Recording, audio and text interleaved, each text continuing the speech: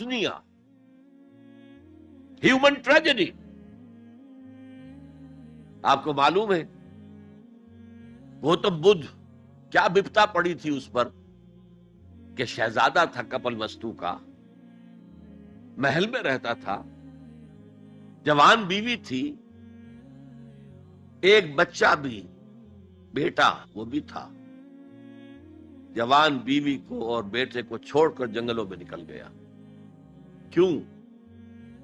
اس نے دیکھا دنیا میں دکھ بہت ہے. کہیں وہ دیکھا اس نے اندھا ایک آدمی ہے، وہ ٹھوکریں کھا رہا، گر رہا. کہیں دیکھا کسی کا بچہ جو ہے عالم نزع میں ہے، کوئی کچھ نہیں کر سکتا، رو رہے پیٹ رہے. کہیں دیکھا جنازہ جا رہا، کندھے کے اوپر رکھ کر جا رہے. تو اس کے فکر کا مرکزی نقطہ کیا ہے؟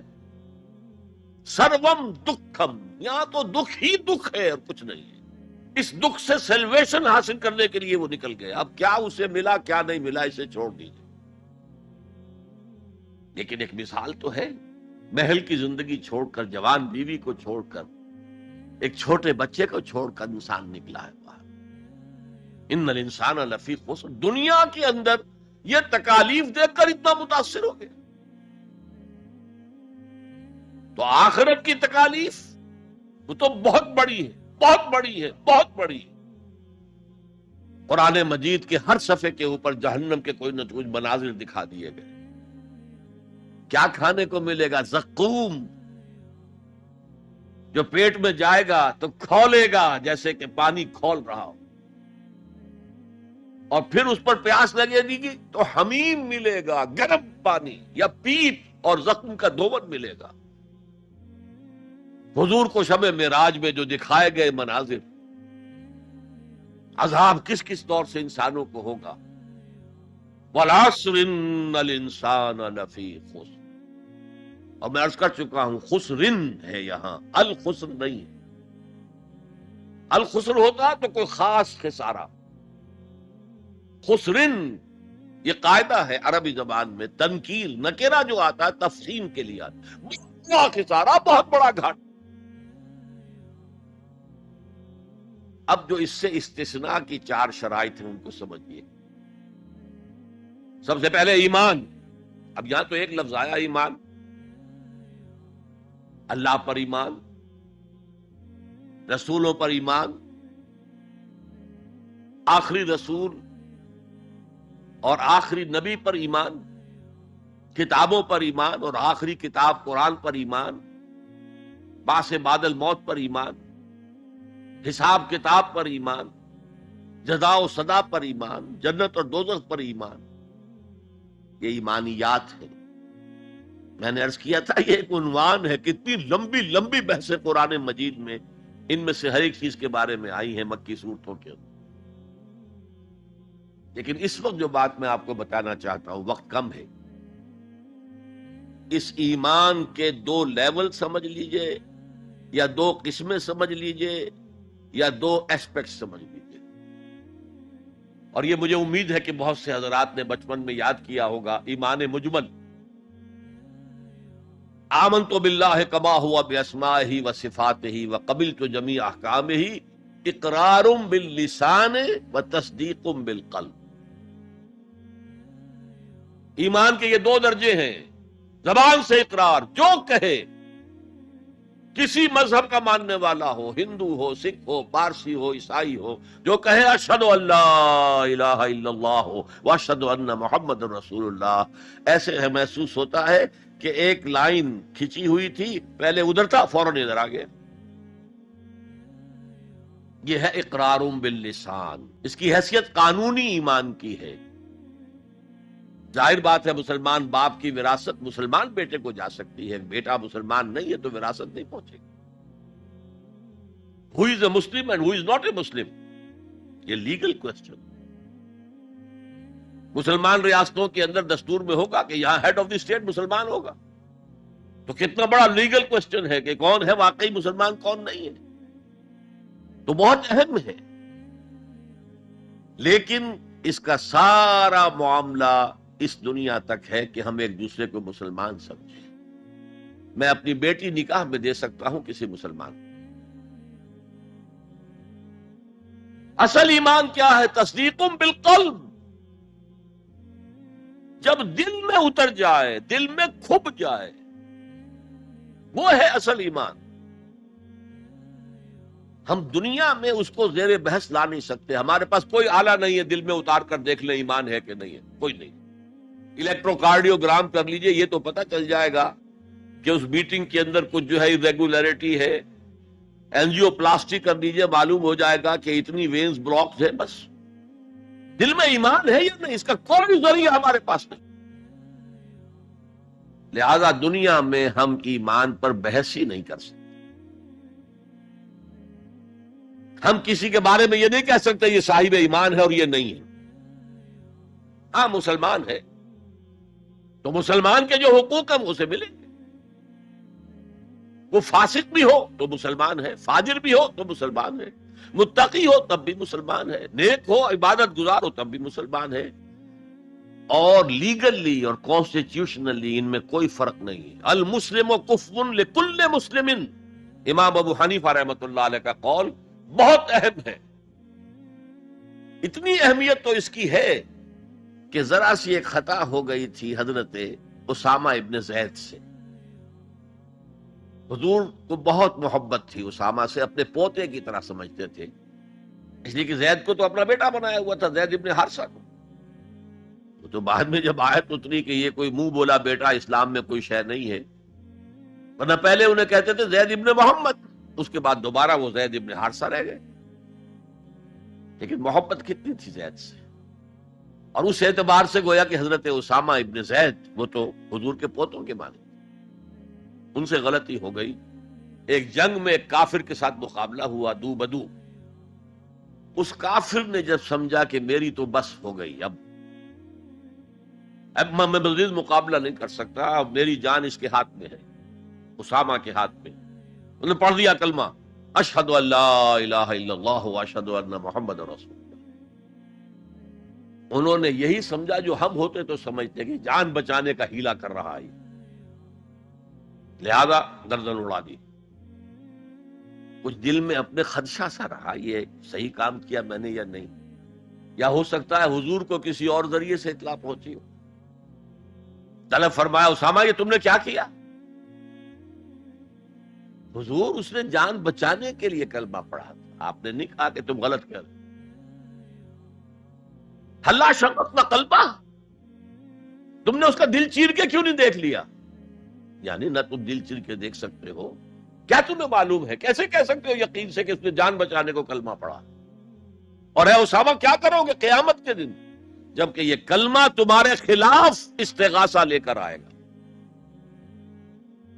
تو اس کی بھی بہت بڑی اہمیت ہے. دنیا میں پورا لیگل اینڈ کانسٹیٹیوشنل نظام اسلام پر قائم ہے، اقرار باللسان پر قائم. لیکن اصل ایمان دل میں. یہ سورہ حجرات میں فرمایا گیا جو اس موضوع پر قرآن حکیم کی اہم ترین آیات. آیت نمبر 14 ہے یہ. قالت الاعراب آمنا قل لم تؤمنوا ولكن قولوا اسلم. اے نبی یہ بدو جو ہیں یہ کہہ رہے ہیں ہم ایمان لے آئے، دعویٰ کر رہے ہیں ایمان کا. آپ ان سے کہہ دیجئے تم ایمان ہرگز نہیں لائے ہو، یوں کہو کہ ہم مسلمان ہو گئے ہیں، ہم نے اطاعت قبول کر. وَلَمَّا يَدْخُلِ الْإِيمَانُ فِي قُلُوبِكُمْ، ابھی تک ایمان تمہارے دلوں میں داخل نہیں ہوا. اللہ تو کہہ سکتا ہے نا. یہ کون سے بدو تھے اصل میں جان لیجئے. اذا جاء نصر اللہ والفتح ورأيت الناس يدخلون في دین اللہ افواجا. جب حضور کو آخری فتح حاصل ہو گئی تو اب تمام قبیلوں نے باہم مشورہ کیا اپنی اپنی جگہ پر. It's no use resisting now. اب ہم مزید جو ہے محمد کا راستہ روک نہیں سکتے صلی اللہ علیہ وسلم. چلو چلے اور چل کر اسلام لے آئے. اب اس وقت جو اسلام لائے لوگ ان کی 3 حالتیں ہو سکتی تھی. ایک تو یہ کہ واقعی ایمان دیانت کے ساتھ، شعور کے ساتھ، خلوص کے ساتھ ایمان لائے تو وہ مومن ہو گئے. اور ایسا بھی ہو سکتا ہے کچھ لوگوں نے سوچا کہ اب تو ہمارا بس جو ہے نہیں چل رہا ہے، ابھی تو دبک جاؤ ذرا، پھر موقع کا انتظار کر کے کھڑے ہوں گے دوبارہ اور پھر ہم ان کو ختم کر دیں گے، جیسے کہ ہوا حضور کے انتقال کے بعد کتنے بڑے بڑے فتنے اٹھے، جھوٹے نبی کھڑے ہو گئے، مانعین زکوٰۃ کھڑے ہو گئے۔ تیسرا کہ نہ تو مثبت طور پر ان کے دلوں میں ایمان تھا، نہ منفی طور پر دھوکہ دینا مقصود تھا، بس ٹھیک ہے سب جا رہے ہیں ہم بھی ایمان لے آتے ہیں۔ نہ ایمان نہ نفاق، وہ پہلے جنہوں نے دھوکہ دینے کے لیے اور ٹائم گین کرنے کے لیے اور اس لیے کہ اب ہمارا بس نہیں چل رہا ہے، پھر دیکھیں گے پھر کھڑے ہوں گے، جو انہوں نے یہ کیا وہ منافق۔ جو صدق کے دل سے ایمان لائے وہ مومن، درمیان میں وہ جو رہ گئے وہ مسلم تو ہے، منافق بھی نہیں ہے مومن بھی نہیں۔ اس بحث پر ایک عنوان قائم کیا ہے امام ابن تیمیہ نے، اثبات الاسلام بغیر الایمان، بغیر ایمان کے اسلام کا اثبات۔ اس لیے کہ جب قرآن یہ کہہ رہا ہے قالت الاعراب آمنا قل لم تؤمنوا ولكن قولوا اسلمنا ولما يدخل الايمان في قلوبكم، لیکن اگر تم اللہ اور اس کے رسول کی اطاعت کرتے رہے تو ہم تمہارے اعمال میں سے کچھ کمی نہیں کریں گے۔ اس کا مطلب کیا ہوا؟ منافق تو نہ ہوئے، اگر منافق ہوتے تو منافق کا تو کوئی عمل قبول نہیں، لہذا نہ مومن نہ منافق بلکہ مسلم، صرف مسلم، صرف مسلم۔ آج کے مسلمانوں کا آپ اگر جائزہ لیں، تجزیہ کریں، عظیم اکثریت 1,00,000 میں سے 99,999 اس کیٹیگری میں فال کریں گے۔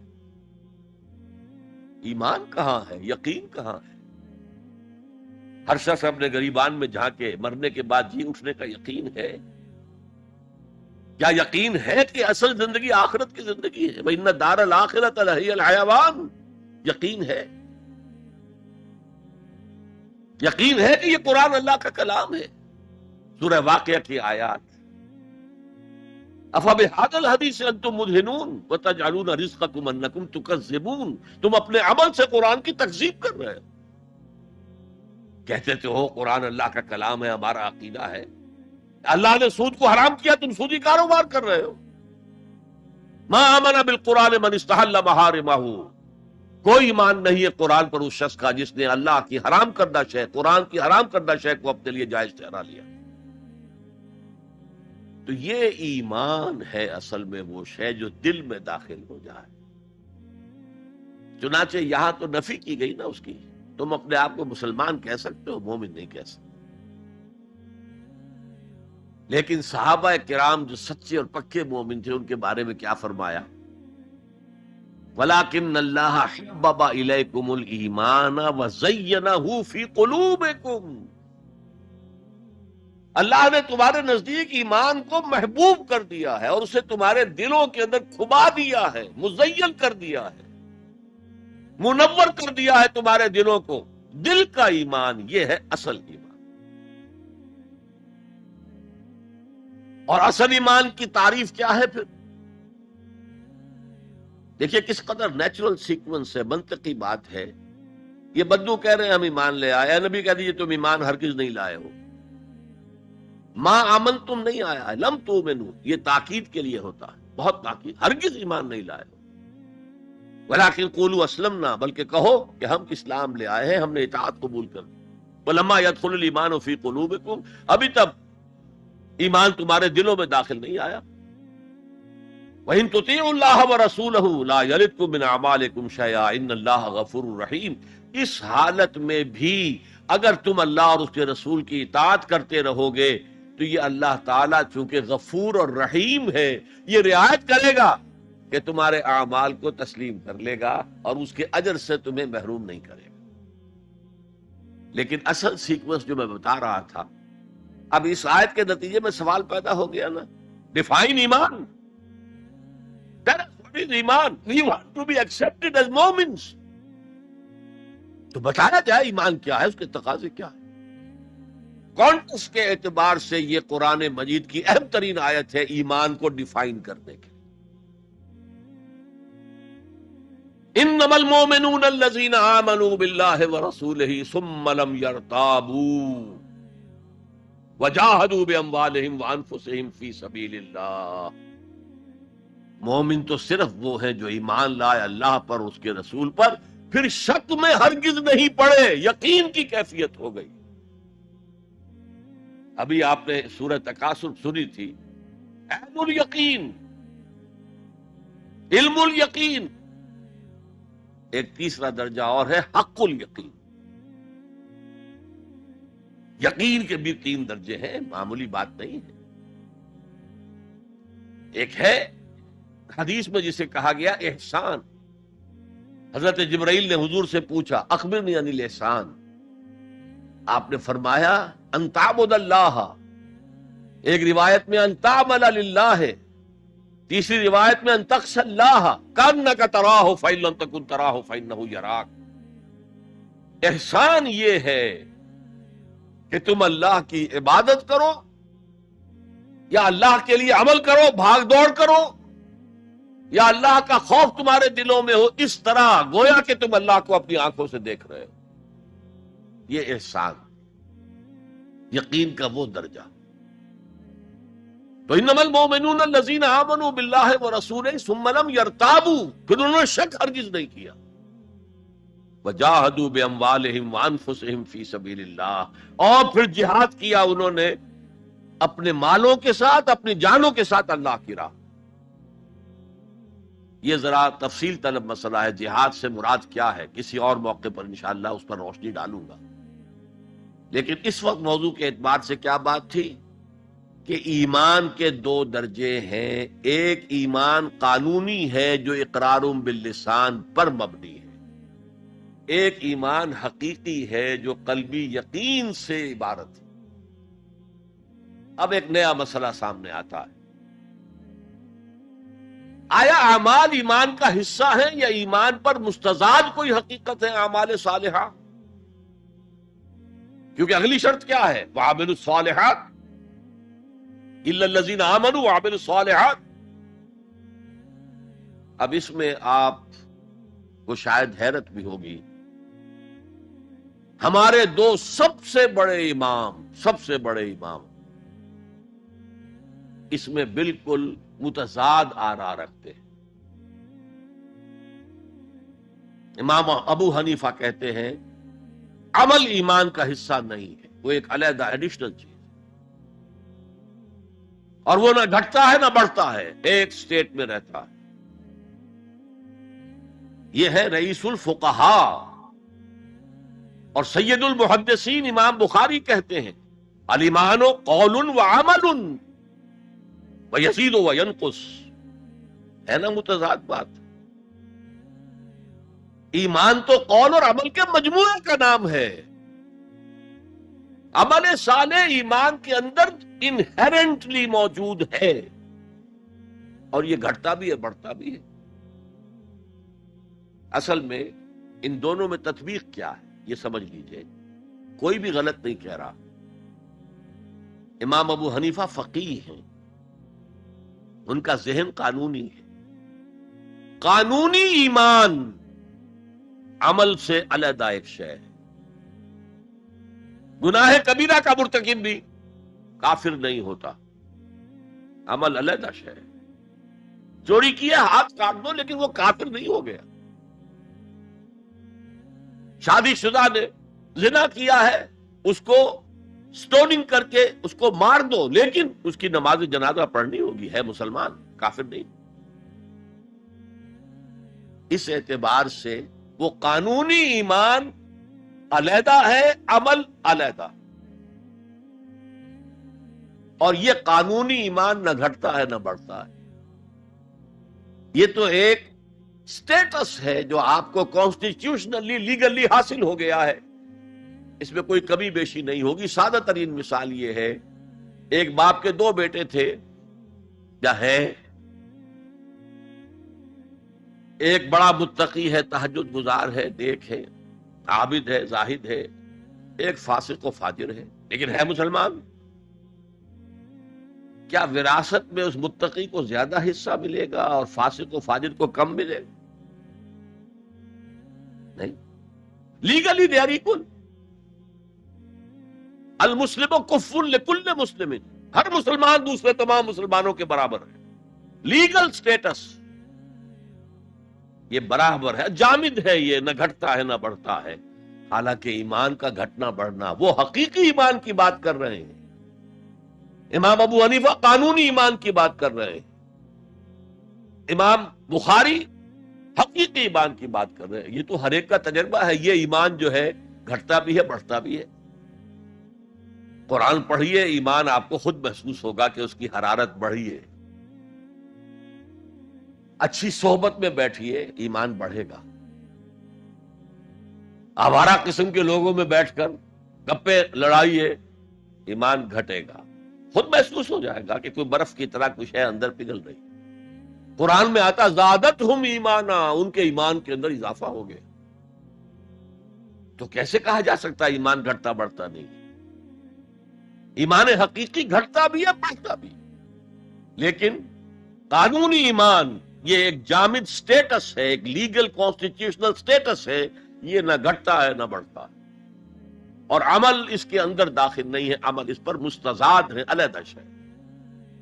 تو پہلی شرط کے بارے میں اس قدر باتیں میں نے بتائیں، زیادہ تفصیل میں جانے کا موقع نہیں. اب دوسری شرط کیا ہے؟ وَعَمِلُ الصَّالِحَاتِ. دیکھیے عربی زبان میں عمل اور فعل یہ دونوں الفاظ مترادف ہیں. تفعلون، یفعلون، تعملون، یعملون، لیکن ان دونوں میں فرق ہے. فعل کوئی بھی فعل ہے جو آپ سے سرزد ہو گیا، چاہے ارادی طور پر چاہے غیر ارادی طور پر. عمل وہ ہے جو ارادے کے تحت کیا جائے، جس میں جد و جہد ہو، جس میں محنت ہو، جس میں مشقت پڑتی. تو فعل اور عمل کے درمیان زمین و آسمان کا فرق ہے. عمل محنت چاہتا ہے، جد و جہد چاہتا ہے، سعی چاہتا ہے. اور صالح سے مراد کیا ہے؟ باصلاحیت، جس میں گرو کرنے کی صلاحیت ہو. صالح اس عمل صالح جس سے کہ انسانی شخصیت نشو و نما پائے، اس کی انٹرنل پرسنالٹی، اقبال کے اصطلاح میں اس کی خودی، اس کی انا، اس کی ایگو، اس کی روحانی شخصیت ترقی پائے، نشو و نما پائے، بلندی پر جائے، اس مقام کو حاصل کرنے کی کوشش کرے کہ جس مقام پر اللہ نے انسان کو پیدا کیا تھا. والتین والزیتون وطور سینین وہذا البلد الامین لقد خلقنا الانسان فی احسن تقویم. بہترین سطح پر پیدا کیا، مسجود ملائک بنایا، اپنا خلیفہ قرار دیا. ثم رددناہ اسفل سافلین، پھر نیچوں میں سب سے نیچے پھینک دیا. فرشتے ہم سے اونچے، جنات بھی ہم سے اونچے. جنات کہاں کہاں تک جاتے ہیں؟ میرا یہ خیال ہے کہ کم سے کم سولر سسٹم تک تو جنات کی رسائی ہے. آگے ہے یا نہیں میں نہیں کہہ سکتا.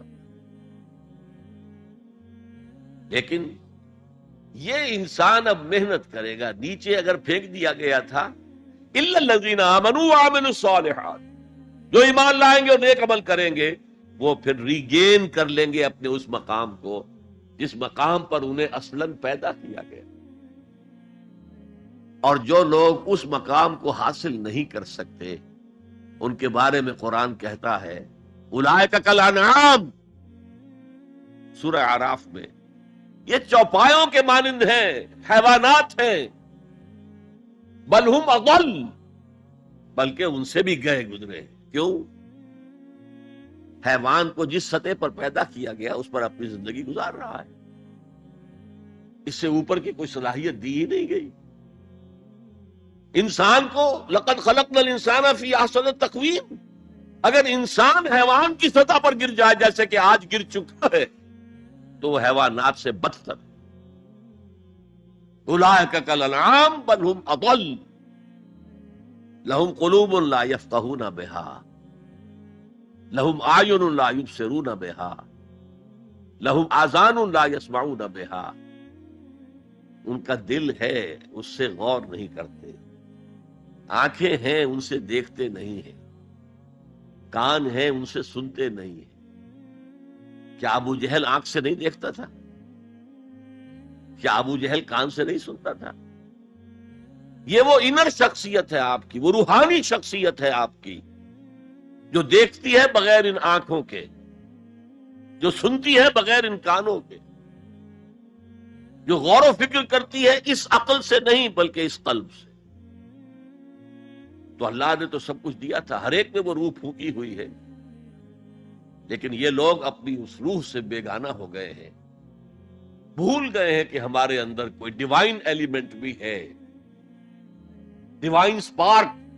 یہ لفظ جو ہے مغربی فلسفے میں استعمال ہوتا ہے، ڈیوائن سپارک، ایک شعلہ ملکوتی ہمارے اندر ہے، انہوں نے بھی دیکھا ہے۔ لیکن آج کا انسان خاص طور پر ڈارون کے نظریے کے پھیلاؤ کی وجہ سے، یہ نظریہ بایولوجی کے میدان کا نظریہ تھا اور بایولوجی کے میدان میں اسے تقریباً ریجیکٹ کیا جا چکا، لیکن سوشل سائنسز میں اس طرح پرمیٹ کر چکا ہے، سوشولوجی میں، سائیکالوجی میں اس طرح پرمیٹ کر گیا ہے کہ آج کا انسان اپنے آپ کو سوائے حیوان کے کچھ نہیں سمجھتا۔ یہ ہیومن ٹریجڈی سب سے اونچی ہے، وہ شرف جو اللہ نے عطا کیا تھا، وہ مقام اور مرتبہ جو اللہ نے عطا کیا تھا، اس سے انسان خود مستعفی ہو گیا۔ نتیجہ کیا نکلا ہے کہ جیسے ہم کہتے ہیں کہ گھوڑا اور گدھا، کیا فرق ہے؟ گھوڑا ذرا ریفائنڈ اینیمل ہے، تمکنت ہے اس میں، گدھا بیچارہ کورس اینیمل ہے، باقی فرق کیا ہے یہ بتائیں۔ اسی طرح انسان اور شمپینزی اور گوریلا میں کیا فرق ہے یہ بتائیں ہمیں۔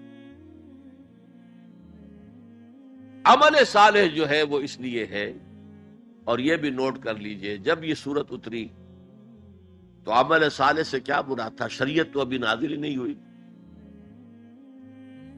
عمل صالح ایک ہی تھا، ایک ان الذین قالوا ربنا اللہ ثم استقاموا، جنہوں نے کہا ہمارا رب اللہ ہے پھر جم گئے، چاہے مارا جا رہا ہے، چاہے دہکتے ہوئے انگاروں پر لٹایا جا رہا ہے۔ خباب بن الارت رضی اللہ تعالی عنہ لوہار تھے پیشے کے اعتبار سے، بلایا گیا، حضور پر ایمان لے آئے تھے، انگارے زمین پر بچھا دیے گئے، دہکتے ہوئے انگارے، کہا اتارو کرتا، اتار دیا، لیٹ جاؤ، لیٹ گئے انگاروں کے اوپر، اس لیے کہ حضور کا حکم یہ تھا چاہے تمہارے ٹکڑے کر دیں، چاہے تمہیں بھون دیں، تم نے کوئی جوابی کارروائی نہیں کرنی، کفو ایدیکم، اپنے ہاتھ بندے رکھو۔ قرآن میں تو یہ کہیں جا کر سورہ نساء میں حکم آیا ہے، ایک زمانہ تھا جب کہ تمہیں حکم تھا کہ اپنے ہاتھ روکے رکھو، مکے میں یہ حکم حضور نے دیا تھا، لہذا لیٹ گئے، پیٹھ کی کھال جلی، چربی پگھلی، اس سے وہ انگارے ٹھنڈے ہوئے۔ ان الذین قالوا ربنا اللہ ثم استقاموا، پھر جم گئے۔ یا صرف ایک عبادت دی گئی تھی، راتوں کو کھڑے رہا کرو، یا ایھا المزمل قم اللیل الا قلیلا نصفہ او انقص منہ قلیلا او زد علیہ ورتل القرآن ترتیلا۔ اے کمبل میں لپٹ کر لیٹنے والے صلی اللہ علیہ وسلم، کھڑے رہا کرو رات کو سوائے تھوڑے سے حصے کے، نصفہ، آدھی رات، اب انقص منہ قلیلا، یا اس میں سے کچھ کم کر لو تو ایک تہائی رات، اور زد علیہ ہے، یا آدھی رات پر اور اضافہ کرو تو دو تہائی رات، اور قرآن پڑھتے رہو پڑھتے رہو پڑھتے رہو پڑھتے رہو۔ حالانکہ قرآن کتنا نازل ہوا تھا ابھی؟ کیا یہ 30 پارے موجود تھے؟ جو چند آیتیں اتری ہیں، repeat and repeat and repeat and repeat, hammer them down into your heart and brain۔ یہ عبادت تھی، باقی نہ ابھی 5 وقتہ نماز ہے، نہ روزہ ہے، کوئی شے نہیں، نہ سود حرام ہے، نہ شراب حرام ہے۔ تو عمل الصالحات اب ہمارے سامنے جب آئیں گے تو اس کے دو حصے ہیں. ایک بیسک ہیومن موریلٹی، وہ چیزیں جو تمام ادیان، تمام مذاہب، تمام فلسفوں کے اندر مشترک ہیں. جھوٹ بولنا برا ہے، سچ بولنا اچھا ہے. وعدہ پورا کرنا اچھا ہے، وعدہ خلافی کرنا برا ہے. کسی کی ضرورت پوری کر دینا اچھا ہے اور کسی کو جھڑک دینا برا ہے. والدین کی خدمت کرنا اچھا ہے اور اس سے اعراض کرنا برا ہے. کون نہیں جانتا؟ یہ تو ہے بیسک موریلٹی جو مکی صورتوں میں شروع میں آئی ہے، بہت بہت تکرار کے ساتھ. ارأیت الذی یکذب بالدین فذلک الذی یدعو الیتیم ولا یحض علی طعام المسکین. کیا تم نے دیکھا اس شخص کو جو جزا و سزا کا منکر ہے، آخرت کا منکر ہے؟ وہی تو ہے جو یتیم کو دھکے دیتا ہے اور مساکین کو کھانا خود کھلانا تو درکنار، کسی اور کو بھی کہنے کو تیار نہیں ہے کہ کھانا کھلا دو. پتہ نہیں پلٹ کر وہ کہہ دے تم کیوں نہیں کھلاتے. ویل لکل ہمزۃ لمزہ، ہلاکت ہے ہر اس شخص کے لیے جو رو در رو عیب چینی کرتا ہے یا پیچھے برائی کرتا ہے، طنز کرتا ہے. ویل لکل ہمزۃ لمزہ الذی جمع مالا وعددہ، مال جمع کرتا ہے، گنتا رہتا ہے. اب میرا بیلنس شیٹ یہاں آ گیا ہے، اب بیلنس شیٹ یہاں آ گیا ہے، پہلے اتنے کروڑ کے ایسٹس تھے، آج اتنے کروڑ کے. اسی حساب کتاب میں بیسک ہیومن موریلٹی اور شریعت کے احکام یہ دونوں آئیں گے. اب وہ شریعت پوری ہو چکی محمد رسول اللہ صلی اللہ علیہ وسلم پر، اب ہمیں اس پر عمل کرنا ہے. اور یہ کوئی بوجھ نہیں ہے، یہ ہماری شخصیت کی نشو و نما کے لیے. میں ایک مثال دیا کرتا ہوں. آپ کسی پہاڑی اسٹیشن کی طرف جا رہے ہو، گرما کا صدر مقام کوئی ہوتے ہیں پہاڑی، شملہ ہوتا تھا کبھی، تو آپ دیکھیں گے سڑک پر جا بجا نشانات لگے ہوئے. یہاں سپیڈ کم کر لو ورنہ ٹرن ایسا آ رہا ہے کہ ہو سکتا ہے کہ سپیڈ کم نہ ہو تو تمہاری گاڑی جو ہے وہ سیدھی کھائی میں جائے. تو یہ جو کوشچنز ہیں یہ اس کی بھلائی کے لیے ہے. آدمی کہ خامخواہ ہمارے اوپر پابندی لگا رکھی ہے، نہیں، تمہاری بھلائی کے لیے. شریعت تمہاری بھلائی کے لیے، تمہاری شخصیت کے صحیح نشو و نما کے لیے ہے، تاکہ تم اس مقام پر پہنچ جاؤ جس مقام پر کہ اللہ تعالیٰ نے تمہیں پیدا کیا تھا. والتین والزیتون وطور سینین وہذا البلد الامین لقد خلقنا الانسان فی احسن تقویم. اچھا اب ذرا چند احادیث سن لیجئے.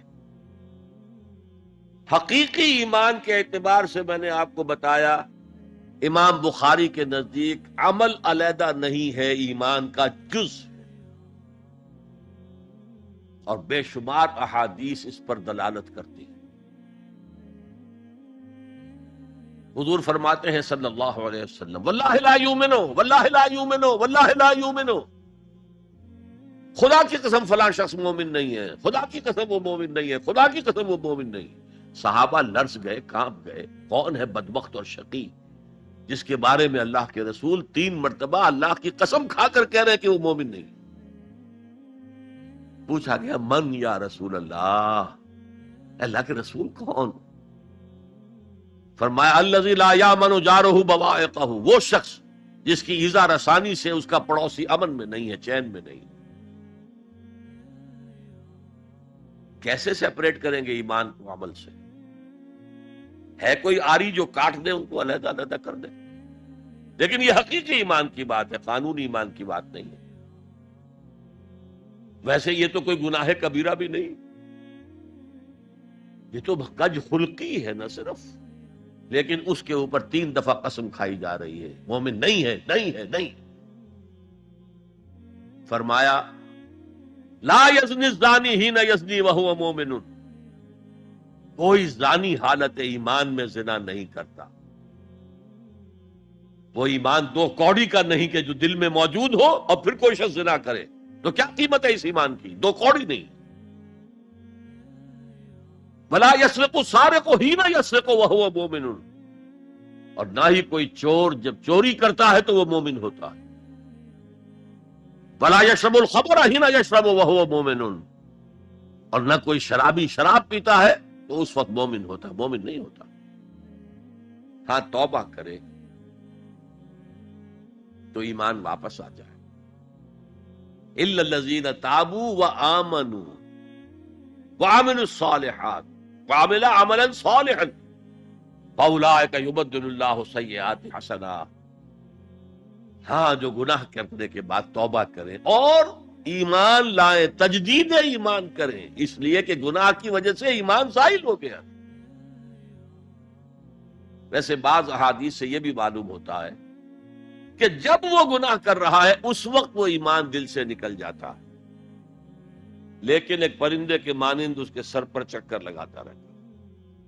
جب گناہ سے فارغ ہو جاتا ہے تو ایمان واپس آ جاتا ہے. یہ اللہ کا بڑا فضل اور کرم ہے. جیسے کہ وہاں کہا گیا تھا کہ ایمان تو نہیں لائے ہو پھر بھی وَإِن تُطِيعُوا اللَّهَ وَرَسُولَهُ لَا يَلِدْكُم مِّنْ أَعْمَالِكُمْ شَيْئًا إِنَّ اللَّهَ غَفُورٌ رَحِيمٌ. اگرچہ تم مومن نہیں ہو لیکن اس حالت میں بھی اگر تم اللہ کی اور اس کے رسول کی اطاعت کرتے رہو گے تو اللہ تمہارے اعمال کے اجر و ثواب میں کوئی کمی نہیں کرے گا. کیوں؟ اللہ غفور ہے، رحیم ہے. یہ اس کی شان غفاری، شان رحیمی کا صدقہ ہے. اسی طرح منطق تو یہ چاہتی ہے کہ گناہ کے بعد جب تک توبہ نہ کی جائے ایمان نہ آئے دل میں دوبارہ. اور ایک آیت جو میں نے آپ کو سورہ فرقان کی سنائی اس سے بھی یہ متبادر ہوتا ہے. لیکن بعض احادیث سے معلوم ہوتا ہے اور ہمارے ہاں اہل سنت کا عقیدہ یہی ہے کہ جب گناہ سے وہ فارغ ہو جاتا ہے تو ایمان جو ہے پھر دل میں آ جاتا ہے. لیکن ایمان اور عمل صالح کا چولی دامن کے ساتھ ہے، آپ علیحدہ نہیں کر سکتے. ایک اور حدیث حضرت انس رضی اللہ تعالی عنہ فرماتے ہیں جو 9 برس تک حضور کے خادم خاص رہے. جو فرماتے ہیں قلما خطبنا رسول اللہ صلی اللہ علیہ وسلم الا قال لا ایمان لمن لا امانۃ له ولا دین لمن لا عہد له. شاذ ہی کبھی ایسا ہوا ہوگا کہ حضور نے ہمیں کوئی خطبہ ارشاد فرمایا اور اس میں یہ الفاظ نہیں کہے، گویا کہ ہمیشہ اپنے خطبے میں یہ حدیث بیان کرتے تھے آپ. جس شخص میں امانت داری کا وصف نہیں ہے اس کا کوئی ایمان نہیں. کیٹیگوریکل سٹیٹمنٹ ہے، کوئی ایمان نہیں. اور جس شخص میں ایفائے عہد کا مادہ نہیں اس کا کوئی دین نہیں. دین تو نام ہے، آپ عہد کرتے ہیں اللہ سے ایاک نعبد و ایاک نستعین، اے اللہ ہم تیری ہی بندگی کرتے ہیں اور کرتے رہیں گے، اور اے اللہ ہم تجھ ہی سے مدد مانگتے ہیں اور مانگتے رہیں گے. جو شخص چھوٹی چھوٹی باتوں میں وعدہ خلافی کرے وہ اتنے بڑے وعدے کو نبھائے گا جو پوری زندگی کے اوپر حاوی ہے.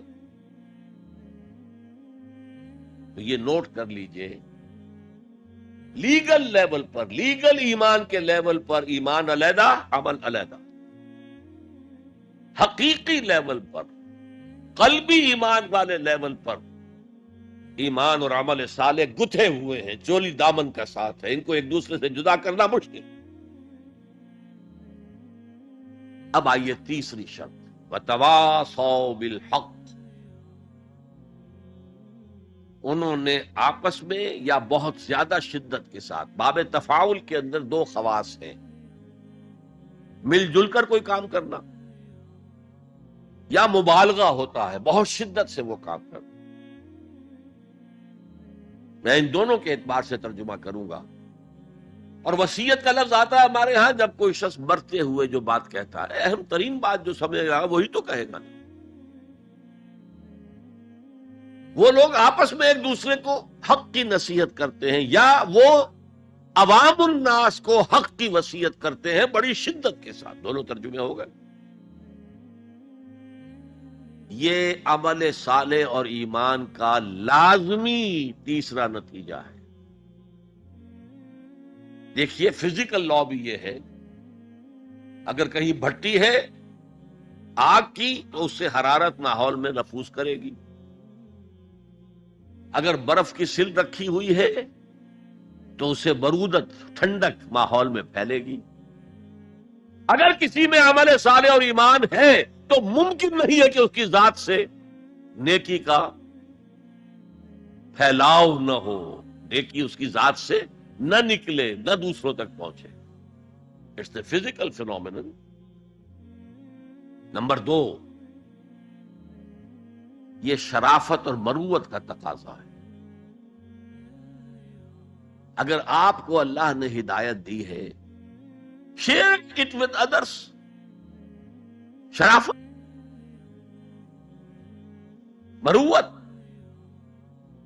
حضور نے فرمایا لا یؤمن احدکم حتی یحب لاخیہ ما یحب لنفسہ۔ تم میں سے کوئی شخص مومن نہیں ہو سکتا جب تک کہ وہ اپنے بھائی کے لیے بھی وہی بات پسند نہ کرے جو اپنے لیے پسند ہے۔ اگر تم اسلام لے آئے ہو، ایمان لائے ہو، نیک عمل کر لیے، بھائی اپنے بھائیوں تک پہنچاؤ جن سے تمہیں محبت ہے، جن کے ساتھ خلوص ہے، جن کے ساتھ اخلاص ہے۔ یہ دوسری بنیاد ہے کہ ایمان اور عمل صالح سے تواصی بالحق خود بخود برآمد ہو۔ اور ایک تیسری بات ہے حمیت، غیرت۔ میں یہاں آپ کو ایک حدیث سنا رہا ہوں۔ ایک طویل عرصے تک اپنے زمانہ طالب علمی میں یہ حدیث خطبہ جمعہ میں سنتا رہا۔ مولانا تھانوی رحمت اللہ علیہ نے جو خطبات جمعہ مرتب کی ان میں یہ حدیث ہے۔ حضور ارشاد فرماتے ہیں اوحى اللہ عز وجل الى جبرائیل علیہ الصلوۃ والسلام ان اقلب مدینۃ کذا وکذا باہلھا۔ اللہ تعالیٰ نے وحی کے ذریعے سے حکم دیا حضرت جبرائیل کو کہ فلاں فلاں بستیوں کو الٹ دو، تلپٹ کر دو۔ جیسے سدوم اور عامورہ کی بستیوں پر عذاب آیا تھا، ویسا عذاب ان بستیوں کے اوپر لے آؤ۔ قال فقال، حضور فرماتے ہیں کہ اس پر حضرت جبرائیل نے عرض کیا یا رب ان فیہا عبدک فلان لم یعصک طرفۃ عین۔ اے اللہ، میں اس بستی کو الٹ دوں، اس میں تو تیرا فلاں بندہ بھی ہے جس نے کبھی پلک جھپکنے جتنی دیر بھی کسی گناہ میں بسر نہیں کی۔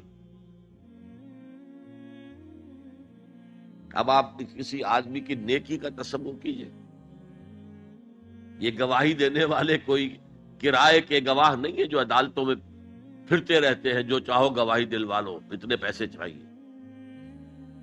جبرائیل ہے، اور کس کی جناب میں کہہ رہے ہیں؟ جہاں ابو جہل بھی جھوٹ نہیں بول سکے گا۔ یا رب ان فیہا عبدک فلان لم یعصک طرفۃ عین، الٹ دوں اس بستی کو۔ اب جواب سنیے، قال فقال، حضور فرماتے ہیں اس پر اللہ نے فرمایا اقلبها علیہ وعلیہم، الٹو اس بستی کو، پہلے اس بدبخت پر اور پھر دوسروں پر۔ فإن وجهه لم يتمعر في ساعة قط، اس لیے کہ میری غیرت کی وجہ سے کبھی اس کے خون نے جوش نہیں مارا، اس کا چہرے کے اوپر خون نہیں آیا۔ آپ کو کوئی ماں کی گالی دے، اگر تو آپ میں جان ہے تو وہ جانے دیں گے اس کو، اور اگر جان نہیں ہے، آپ اس کا مقابلہ نہیں کر سکتے، تب بھی غصہ آئے گا، کانپیں گے آپ غصے کی وجہ سے، چہرہ آپ کا سرخ ہو جائے گا، یہ تو کم سے کم ہوگا نا۔ لیکن یہ اللہ کا بندہ اپنی نیکی میں لگا رہا، اس نے دیکھا نہیں ماحول میں کیا ہو رہا ہے، ماحول میں اللہ کی شریعت کی دھجیاں بکھیری جا رہی ہیں، ماحول میں اللہ کے احکام پاؤں تلے رونے جا رہے ہیں، یہ لگا رہا تو فقط اللہ اللہ اللہ، یہ زیادہ بڑا مجرم ہے، لہذا بستی کو پہلے اس پر پلٹو اور پھر دوسروں پر۔ یہ ہے تعلق تواصی بالحق کا ایمان اور عمل صالح کے ساتھ۔ یہ میں پہلے عرض کر چکا ہوں، اس تواصی بالحق میں اصطلاحات بہت سی ہیں۔ حق کی دعوت دینا، اللہ کی طرف دعوت دینا حق ہے نا، اللہ کی ذات حق ہے۔ ذالک بأن اللہ هو الحق، تو تواصی بالحق میں کیا ہوگا؟ ادعو الی سبیل ربک بالحکمت والموعظۃ الحسنۃ وجادلہم باللتی احسن، یہ بھی تواصی بالحق ہے۔ نیکی کا حکم دو، بدی سے روکو، تأمرون بالمعروف وتنہون عن المنکر، یہ بھی تواصی بالحق ہے۔ اور اس کے درجات کہاں سے کہاں تک ہیں؟ اگر بچے کہیں گلی میں کھیل رہے ہیں، کرکٹ کھیل رہے ہیں، آپ ان سے کہتے ہیں بیٹو یہ یہاں پر کھیلنے کی جگہ نہیں ہے، آپ کسی گاڑی کا شیشہ توڑیں گے، آپ کی گیند جو ہے اس سے کسی گاڑی کو نقصان پہنچے گا، کسی انسان کو چوٹ لگ جائے گی، پھر کیا آپ بچ کر چلے جائیں گے وہاں سے؟ آپ کون ہوتے ہیں؟ ہوگی کہ نہیں؟ ریزنٹمنٹ ہوگی کہ نہیں؟ کبھی بھی اس تواصی بالحق کو خندہ پیشانی سے نہیں سنا گیا، نہیں برداشت کیا گیا۔ اور اگر کچھ لوگ سمجھتے ہیں کہ ہم تواصی بالحق کر رہے ہیں، پھر بھی معاشرہ اس سے کچھ نہ کہے، انہیں کوئی تکلیف نہ پہنچائے، اس کا مطلب ہے انہوں نے حق کا کوئی ایسا حصہ لیا ہے کہ جو لوگوں کی دکھتی رگ کو نہیں چھیڑتا، اس سے بچ بچ کر چل رہے۔ اگر وہ حق کامل ہو تو باطل کبھی تسلیم نہیں کرے، باطل ریٹیلیٹ کرے۔ اب آپ سنیے ایک اور بات، یہ چھوٹا حق تھا کہ بیٹو یہاں نہ کھیلو، کسی گراؤنڈ میں جا کر کھیلو۔ سب سے بڑا حق کیا ہے؟ اس کائنات کا خالق، مالک اور حاکم اللہ، اس کا حکم یہاں نافذ ہونا چاہیے، یہ حق ہے۔ اگر نہیں ہے تو اللہ کے خلاف بغاوت ہے۔ اس کی آپ اگر تلقین کریں گے تو آپ ایگزسٹنگ سسٹم کے باغی قرار پائیں۔ پوری دنیا میں secularism, sovereignty of the people, تم کیا کہہ رہے ہو؟ تمہاری یہ ڈفنی کیا بجا رہی ہے؟ خدا کی ساورنٹی، یہ سب سے بڑا حق ہے۔ اس حق پر جو بھی ریزنٹمنٹ ہوئی تھی مکے میں، جیسے جیسے ستائے گئے تھے حضور اور آپ کے صحابہ، وہ آپ کے علم ہے۔ اگر تواصی بالحق ہو رہا ہو، ریزنٹمنٹ نہ ہو، تو پھر آپ حق کی تعلیم نہیں دے رہے، اس کے کسی ایسے جز کی دے رہے ہیں کہ جس سے کسی کو کوئی نقصان نہ پہنچتا، بس۔ یہ کوئی جینٹل مین ایگریمنٹ ہے آپ کا وقت کے نظام کے ساتھ، ہم تمہیں چھیڑیں گے نہیں، باقی ہمیں واز کہنے دو، کہے جاؤ۔ اسی لیے فرمایا من رأى منکم منکرا فلیغیرہ بیدہ، جو شخص تم میں سے کسی منکر کو دیکھے، کسی بدی کو دیکھے، کسی خلاف حق بات کو دیکھے، اس کا فرض ہے کہ اسے طاقت کے ساتھ اپنے ہاتھ سے روکے۔ فإن لم يستطع، اگر اس کی طاقت نہ ہو، فبلسانہ، ہی تو زبان سے تو کہہ دو کہ خدا کے بندے یہ کام نہ کرو، یہ غلط ہے، یہ حرام کام ہے، اللہ کے غضب کو دعوت نہ دو، یہ تو کہہ دو۔ اور اگر زبانوں پر بھی تالے ڈال دیے گئے ہوں تو پھر کم سے کم دل سے شدید نفرت ہے۔ اگر یہ بھی نہیں ہے تو پھر ایمان نہیں۔ ذالک اضعف الایمان، یہ ایمان کا کمزور ترین درجہ ہے۔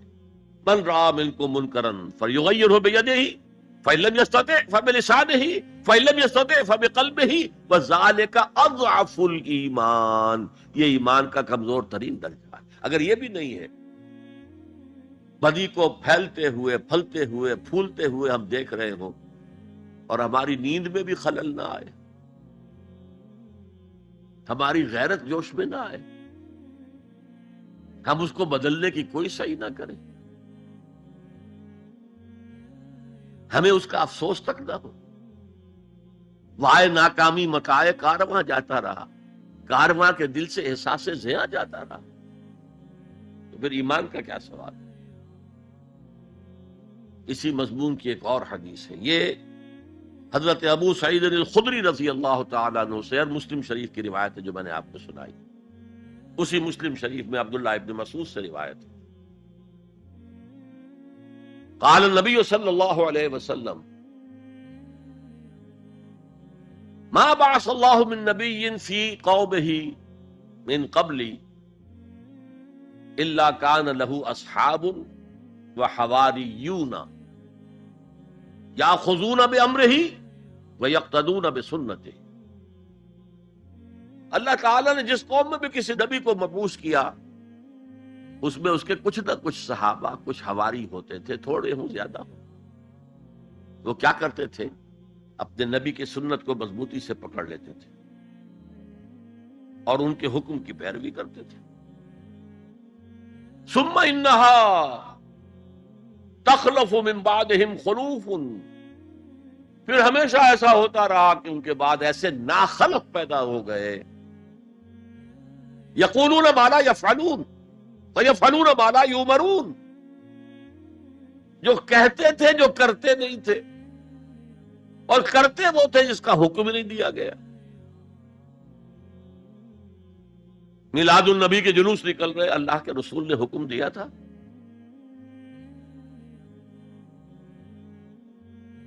کرتے وہ ہیں جس کا حکم نہیں دیا گیا۔ یفعلون ما لا یؤمرون ویقولون ما لا یفعلون، اور کہتے وہ ہیں جو کرتے نہیں ہیں۔ اب سنیے، فمن جاہدہم بیدہ فہو مومن، جو ایسے لوگوں کے خلاف، مسلمان ہوں گے نا وہ، ثم انہا تخلف من بعدہم خلوف، یہ غیر مسلموں کی بات نہیں ہو رہی ہے، مسلمانوں کی، مسلمان حکمران آئے تھے۔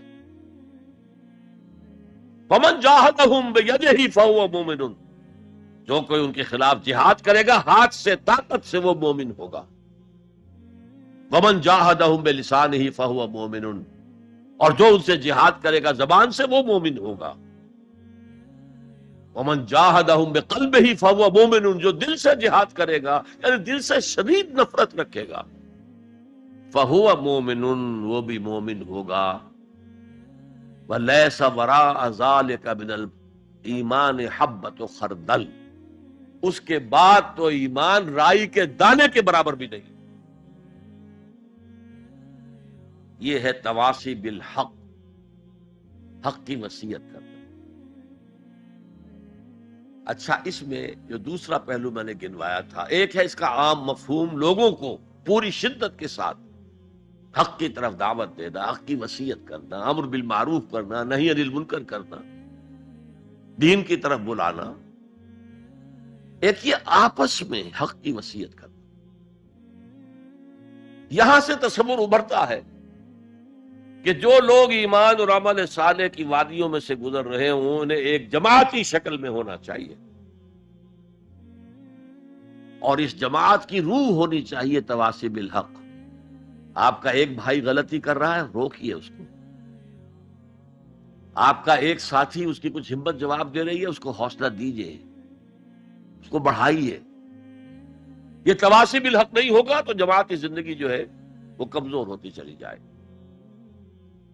اس کو مولانا فراہی رحمت اللہ علیہ نے لکھا ہے کہ اس تواصی سے پہلے تو ایک جماعتی زندگی لازم آتی ہے، اور پھر نظام خلافت کا قیام لازم آتا ہے۔ اس لیے کہ ایک کام ہے یہ تواصی بالحق کا جو ہم اپنے معاشرے میں کریں، ایک ہے اس کا کام جو پوری عالمی سطح پر ہو۔ یہ عالمی سطح پر کون کرے گا؟ جب خلافت کا نظام قائم ہوگا تب وہ عالمی سطح پر ہو۔ تو وجوب قیام خلافت، یہ مولانا فراہی نے اپنی تفسیر سورۃ العصر کے اندر بیان کیا۔ یہ تواصی کے لفظ، اور یہ جماعتی زندگی نوٹ کر لیجئے۔ حضور نے فرمایا ید اللہ علی الجماعہ، اللہ کا ہاتھ جماعت کے اوپر ہوتا، یعنی اللہ کی تائید، اللہ کی نصرت جماعت کے ساتھ منحصر۔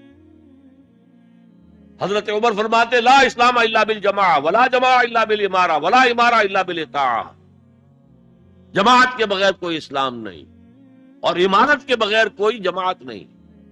اور اطاعت کے بغیر کسی امیر کا کوئی فائدہ ہی نہیں، اس کا حکم مان۔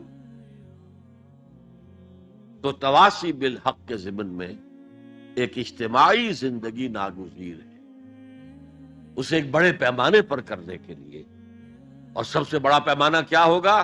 خلافت راشدہ کا نظام کہیں قائم ہو، تاکہ وہ پوری دنیا میں تواصی بالحق اس کا فریضہ سر انجام دے۔ اس لیے کہ حضور کی بعثت جو ہے وہ صرف اہل عرب کی طرف نہیں تھی، وما ارسلناک الا کافۃ للناس بشیرا ونذیرا، اے محمد ہم نے نہیں بھیجا ہے آپ کو مگر تمام انسانوں کے لیے بشیر اور نذیر بنا کر۔ اب آئیے تواصی بالصبر،